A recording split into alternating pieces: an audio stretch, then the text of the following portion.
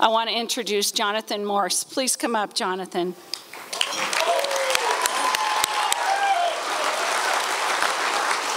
All right.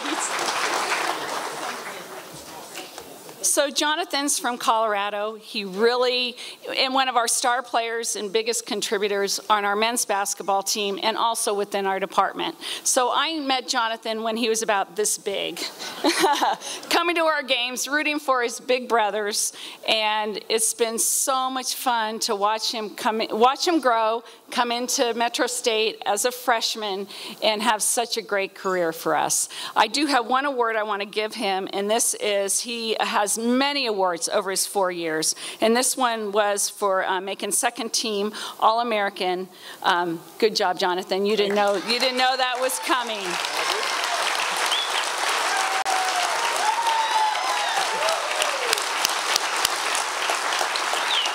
Thank you again for being a part of this wonderful evening. I'm going to turn it over to Jonathan. He's a little nervous, but he's going to do great. He's going to do great. Thank you, Joan. Where in Colorado are you from? I'm from Boulder. Boulder, Louisville is where I reside, but yeah. I'm local. Is everyone having a good time out there tonight? Oh yeah. Hold on, gotta extend this. There we go. Can we get some donations to increase the height of the microphone stand, please? That would be awesome to include that in next year's auction. I'd appreciate that. First of all, just Joan touched on a little bit. I've been around Metro for a while, so I'm gonna share a little bit of my background. About 7 years ago, I was sitting in the back of my dad's car. I just had surgery on my leg. It was called a radial osteotomy, and it was to fix a crooked leg that I acquired from jumping on a trampoline as a little kid. Future reference, stay away from trampolines, okay? Not good, okay? My parents were away at the moment. They were probably getting coffee or something, and my brothers were testing to see how high they could shoot me up. Found this out because the neighbor next door, as my dad came back, told him that I was jumping so that I could see into the second-story window of their house. That's how they knew we were jumping on the trampoline, because I just kept turning around waving. How's it going? To clear the name a little bit, as he tells his story, it was my brothers that broke my leg. I'm going to clear the air right now. Michael, Joshua, you guys were not on the trampoline when it actually happened. So if you guys heard that version of the story, it's not the case. Okay. So, broke the leg. When the doctor set it in the cast, it didn't set completely straight. It wasn't completely healed the right way. I actually had a little crookedness to it. And as growing up, there's some cruel kids out there. I got some older brothers. They came up with some nicknames. So when you ride your bike and, you want to set it down, you don't want it to fall over, what's the little peg that they...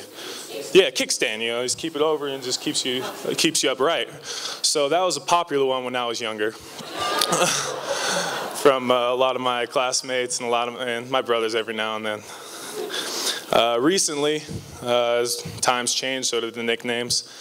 There was a song that came out, and it was a dance song. And the dance just kind of went, as you leaned over, you just kind of wiggled your leg back and forth. And it was called the stanky leg. So, it's become known as the stanky leg, at least within, as far as I knew, within the team or within, the athletes here at Metro. Little did I know it extended all throughout the conference, okay? We're down in Fort Lewis, and we're warming up. I'm trying to focus on the game. It's a big-time game. It was when we were undefeated at the time, #1 in the nation. And there's a guy in the crowd, "Hey, Morse, 44, let me see the stanky leg." I'm like, now how in the world do they find out about this? Beyond me. I don't know.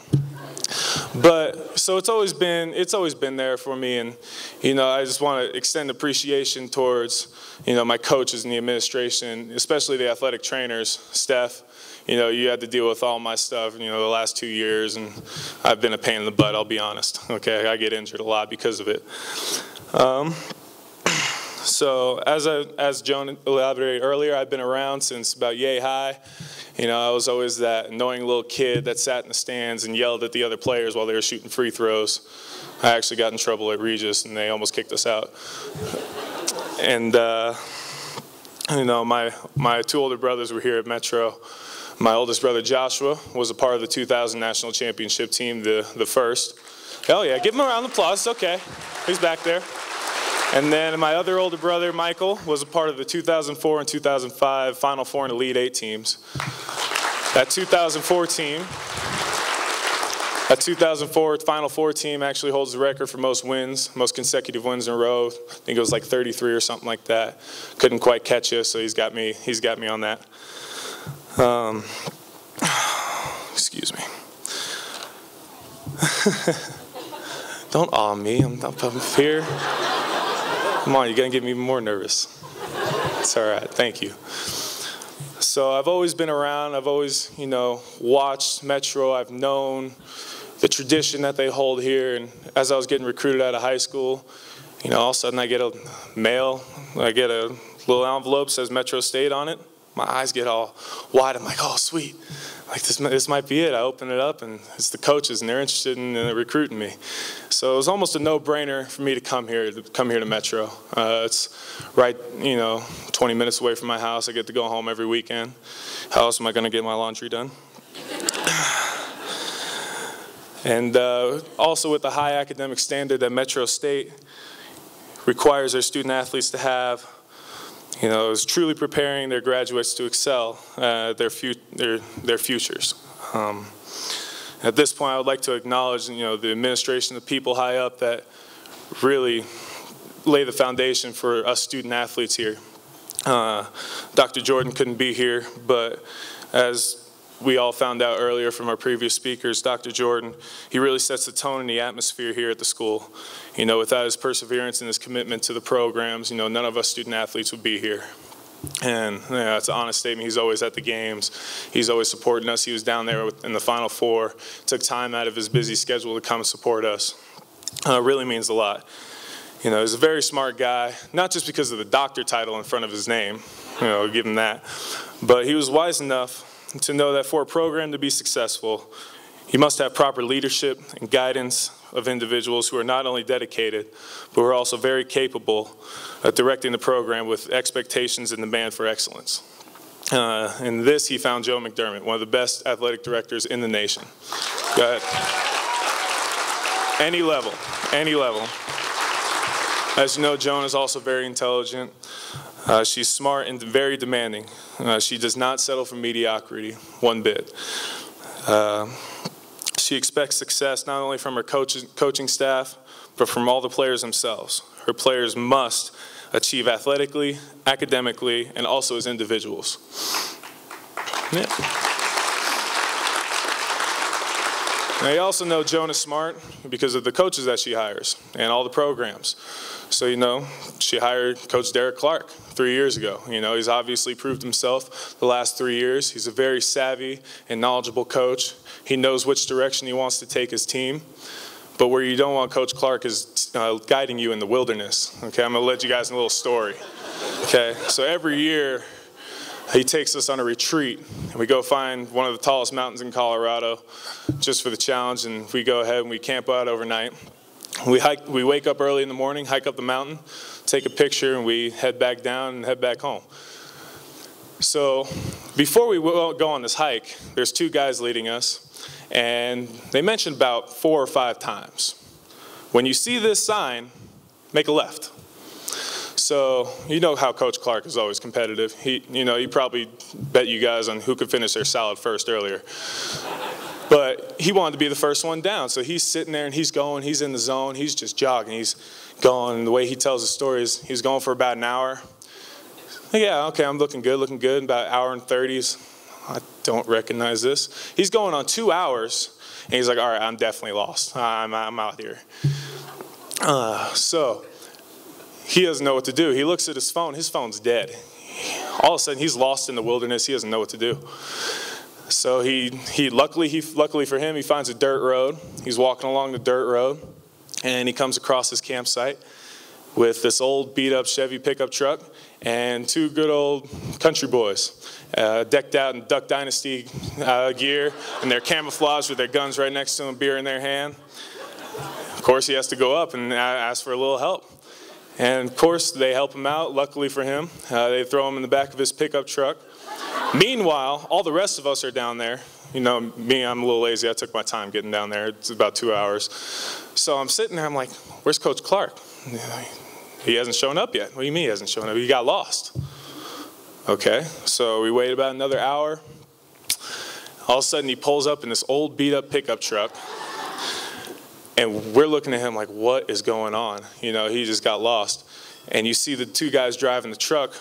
You know, we were waiting for him. We were expecting it, you know, sorry.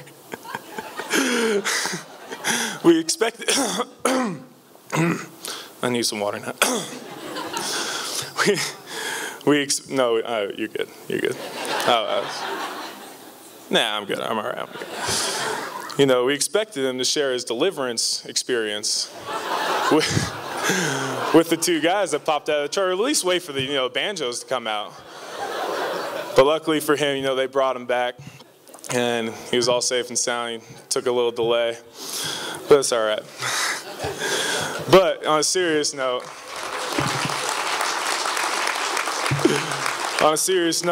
you know, he's very knowledgeable, he's very savvy, knows what he's doing. Obviously, he's proved himself the last 3 years. And me personally, I've watched him growing as a coach my sophomore year. At the end of my sophomore year, I'm going to be honest, I was a little iffy with him, you know. But I decided to stick it out with him. And luckily, you know, we made it to the Elite Eight my junior year. And obviously, this year we went to the national championship.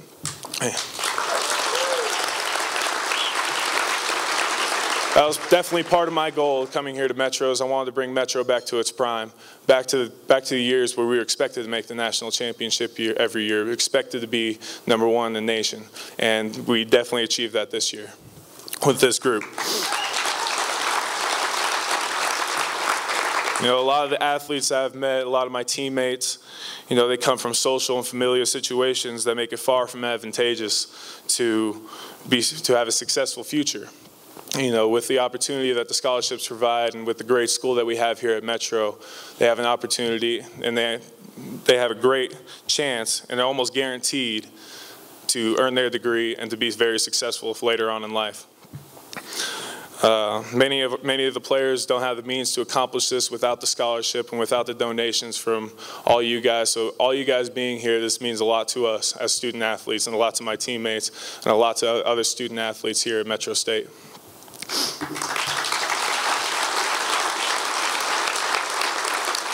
So we have a university with a very solid, very excellent administration. We have a very well-established program, and we have highly qualified recruits waiting in the wings to continue this tradition that we have here. And now our continued success only depends on very generous support from the program. I personally want to thank all of you again for being here. Generously supported Metro State in the past. Your kind generosity is why we have succeeded in the past. I want to thank those of you ahead of time for making those generous donations. You are making a difference in a lot of lives. Thank you.